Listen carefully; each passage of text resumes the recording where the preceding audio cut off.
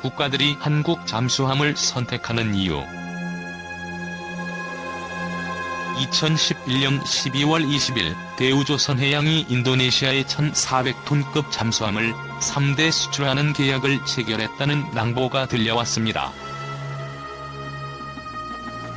그로부터 5년 3개월 후인 2016년 3월 24일 경남 거제도에 위치한 대우조선해양에서는 해외 수출을 위한 잠수함의 첫 진수식이 열렸습니다. 잠수함 수출의 뜻을 세우고 이날 진수하기까지 무려 10년이 넘는 긴 시간 동안 공들여온 결실이었습니다. 진수된 잠수함은 길이 61m의 1,400톤급으로 40명의 승조원을 태우고 중간기항 없이 부산에서 미국 LA까지를 왕복할 수 있는 1만 해리를 운항할 수 있습니다. 잠수함들은 2017년 3월부터 2018년까지 순차적으로 인도네시아 해군에 인도될 예정입니다. 작년 진수식을 마친 수출용 잠수함. 인도네시아 잠수함 사업은 총 규모가 1조 3천억 원에 달하며 이는 이때까지의 방산 수출 사상 단일 계약 최고액이라는 의미를 갖고 있습니다. 또 이는 잠수함 분야 첫 해외 수출이라는 쾌거일 뿐만 아니라 우리 해군의 209급 잠수함을 독일로부터 기술 도입 방식으로 건조하면서 그동안 축적, 향상시켜온 우리의 방산 기술력을 입증하는 계기가 됐습니다. 오늘은 인도네시아가 우리나라의 잠수함을 선택한 그 숨겨진 뒷이야기에 대하여 자세히 알아보겠습니다. 1998년 12월 해군의 214급 잠수함을 건조하는 장보고 이 사업의 공개 경쟁 입찰에서 그때까지 국내 유일의 잠수함 건조업체였던 대우조선해양은 이 분야에 새롭게 진출하고자 하는 현대중공업에게 밀렸습니다. 잠수함 수요량이란 것이 뻔한데 입찰 경쟁에서 패했다는 것은 일감이 없어지는 것과 마찬가지였고 실제 대우조선해양은 잠수함을 건조하던 인력들을 다른 곳으로 재배치하고 기존 건조시설들은 대기해야 했습니다.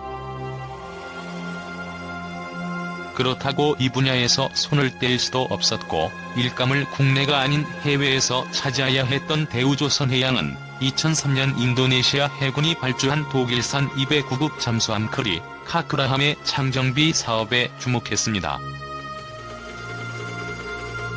창정비란 기존의 잠수함을 완전 분해한 뒤 내부 장비를 교체하는 것으로 수심 수백 미터의 해저에서 작전을 수행해야 하는 잠수함은 성능 유지와 승무원 안전을 위해 12년 주기로 반드시 창정비를 받도록 돼 있습니다. 단순히 부품만 교체하는 것이 아닌 검사, 부품 교환 및 재설치, 최종 시운전까지 모든 분야를 포함하는 것으로 정비란 개념보다는 수명 연장이라는 의미가 더 크며 신규 건조 못지않게 어려운 것으로 알려져 있습니다. 대우조선해양은 종합 상사인 대우인터내셔널을 내세워 이수주전에 뛰어들었습니다. 잠수함을 건조 중인 HDW사의 실제 모습. 상대는 독일의 HDW사. 209급 잠수함의 원제작사일 뿐만 아니라 우리나라에게도 건조 기술을 가르쳐준 업체입니다. 반면 대우조선해양은 주어진 설계도에 의해 8척을 건조한 경험뿐이었습니다. 누가 봐도 HDW의 기술력 우위로 판단하는 것이 당연했습니다. 그러나 독일 HDW가 원조격인 기술을 가지고 있다 해도 경쟁 조건이 나쁘지는 않았는데 대우조선해양의 건조 능력은 이미 독일이나 인도네시아에서도 인정하는 터였고 그 당시 한국과 인도네시아는 항공기 등 다양한 분야에서 상호 우호적인 협력관계를 쌓고 있었습니다. 특히 대우인터내셔널은 우리나라 방산 수출에서 그 어느 방산업체 못지않게 기여도가 높은 업체로서 수주전에 상당한 노하우를 보유하고 있었고, 그 중에 자카르타 지사는 대우 인터내셔널의 전 세계 109개 해외 거점 중에서도 핵심 거점으로 꼽힐 만큼 지역적 연고와 인맥이 깊고 넓었습니다. 수주전이 유리하게 전개될 무렵 대우 측은 느닷없는 소문, 즉 경쟁사 측의 역공작에 당황해야 했는데, 한국이 창정비 사업을 수주하면 독일로부터 주요 부품을 공급받지 못할 것이라는 소문이 퍼진 것이었습니다. 인도네시아 정부는 진위를 파악하기 위해 7월 말 국내로 대표단을 파견했고, 하지만 그 누구도 정부 보증 성격의 확답을 주지 못했습니다. 그대로라면 수주는 물 건너가는 결과를 가져올 것임이 뻔했습니다. 마침 윤창욱 국방부 국제협력과장은 해외 출장을 마치고 인천국제공항에서 국방부로 오는 중이었고, 그는 차 안에서 우연히 관련 소식을 듣고 대처 방안을 생각했습니다. 그는 국방부에 도착하자마자 한국 정부가 책임지고 창정비 보장을 할 수 있다는 공식 서한을 대표단에 전달, 소문을 일거에 잠재웠습니다. 터키에 수출된 K구자주포. 그 서한에는 K구자주포의 터키 수출 때 독일산 MTU 엔진에 얽힌 문제 해결 사례가 덧붙여 있었고, 풍부한 업무 경험을 바탕으로 한 빠른 상황 판단과 결단이 빛을 발했습니다. 이에 힘입어 대우 인터내셔널은 2003년 말 인도네시아 측과 5,900만 달러에 달하는 창정비 계약을 체결했고, 정상화된 생산 라인에서 창정비를 완료한 후 2006년 6월 3일 거제도 오포조선소에서 인도네시아 해군의 크리, 카크라함을 인도했습니다. 이후 대우조선해양은 2009년에도 인도네시아 209급 잠수함 낭갈라함의 창정비도 수주해 잠수함 분야에서 해외 경쟁력도 충분히 갖추고 있음을 입증했는데, 이 시기에는 이미 인도네시아 해군이 정식 발주한 잠수함 도입 사업을 수주하기 위해 총력을 기울이던 때였습니다. 2006년 우리나라 방산 수출은 인도네시아를 주목하기 시작했고, 그해 1월 23일 윤광웅 당시 국방부 장관은 유원호 수다르소노 인도네시아 국방장관과 가진 회담에서 209급 잠수함 수출을 제의했습니다. 수다르소노 장관은 이에 대해 인도네시아가 잠수함 등 해군력 증강 계획을 추진하고 있는 만큼 한국의 제의를 신중히 검토하겠다는 입장을 밝혔고,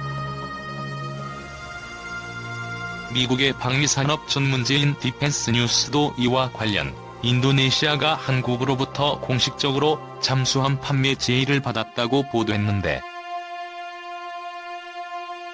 이에 따르면 독일제 1,300톤급 잠수함 2척을 보유 중인 인도네시아 해군은 2024년까지 12척의 잠수함을 추가로 도입할 계획이며, 구매 대상국으로 한국과 러시아, 중국을 고려 중이라는 언급했습니다.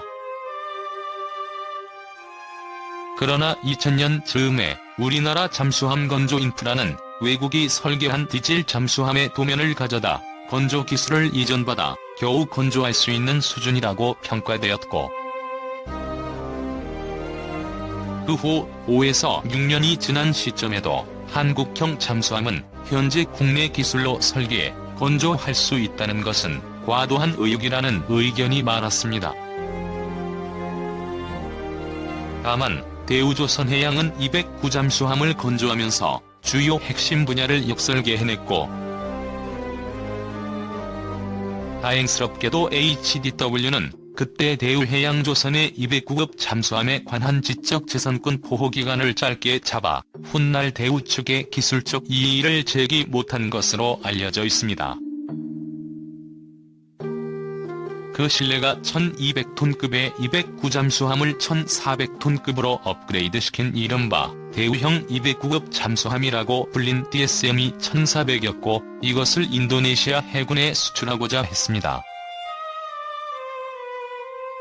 2009년 6월 잠수함 업계는 후끈 달아올랐는데 인도네시아 해군이 잠수함 2척을 추가로 구매하기 위한 공개 입찰이 17일 시작된 것입니다. 금액 사업 규모는 최소 7억 달러에서 최대 12억 달러에 달하는 것으로 전망됐고 한국,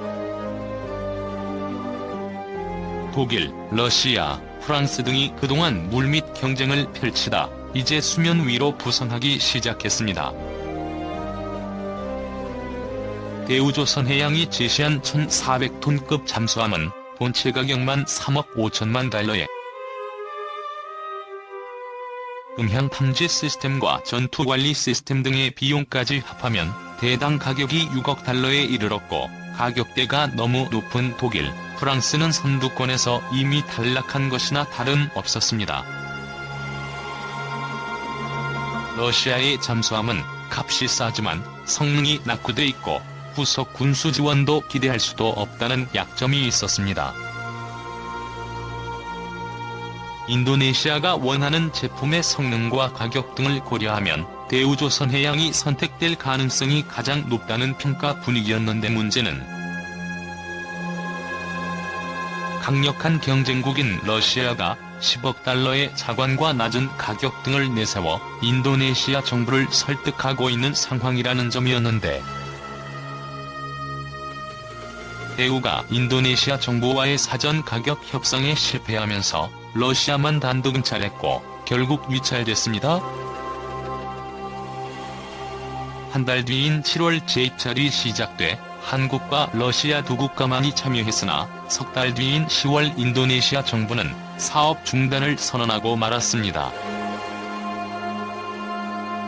우리 정부도 가격 경쟁력 기반 위에 활발한 방산 외교를 펼쳤으나 인도네시아 해군의 주요 요직에 칠럭의 인사들이 배치되면서 상황은 러시아 쪽으로 유리하게 전개됐고 당시 러시아 측이 제공하겠다는 자관이 사실상 민간 상업 대출 수준에 불과하다는 점이 드러나 인도네시아 정부가 이를 거부하고 사업을 중단한 것으로 알려졌습니다. 사업이 재개된 것은 2010년 하반기. 수주량도 세척으로 늘어났고 경쟁 상대로는 러시아가 아닌 독일과 프랑스가 등장했는데 2011년 3월 인도네시아 정부의 잠수함 사업 입찰에 응한 결과 6월 중순 대우조선해양과 프랑스 업체 TCNS가 입찰 평가 대상자로 선정됐습니다. 인도네시아가 인수해갈 잠수함 진수시키는 인도네시아 요인들. 하지만 10월 들어 인도네시아는 곧바로 우선 협상 대상자로 대우조선해양을 선정하고 곧바로 잠수함의 세부적인 기술 사양과 계약 내용 등의 실무적인 조율에 들어갔고 마침내 2011년 12월 20일 수출 계약을 체결했습니다. 수출할 잠수함은 1,400톤 규모로 총 3척이고 금액은 약 1조 2천억 원 규모였습니다. 그때까지 방위산업 제품 수출 사상 단일 계약으로는 최대 기록입니다. 수출 잠수함 진수식 영상. 대우조선해양이 건조한 잠수함은 길이 61.3m의 40명의 승조원이 탑승하며 또한 어뢰, 기뢰, 유도탄 등을 발사할 수 있는 8개의 발사관을 가지고 있고 대우조선해양이 5년에 걸쳐 공을 들인 끝에 따낸 이 승리는 세계적 잠수함 강국인 프랑스, 독일, 러시아 업체를 따돌렸다는 점도 의미가 깊습니다. 기술적인 차이가 없는 상황에서 상대적으로 가격, 품질, 교육 훈련, 군수 지원, 조선기술 협력 등 전반적으로 경쟁 우위에 있었다는 것입니다. 물론 그동안 두 척의 인도네시아 잠수함 창정비를 통해 쌓은 대우조선 해양의 기술력과 신뢰도가 튼튼한 기반을 이루고 있습니다. 특히 이번 사례는 국방부, 지식경제부, 외교통상부, 방위사업청, 방산물자교역지원센터, 해군 등 민관군이 혼연일체가 돼 잠수함 건조 강국들을 압도한 성공 사례로 평가받고 있습니다. 시청해주셔서 감사합니다. 호스팅이 도움되셨다면 구독하기를 꾹 눌러주세요.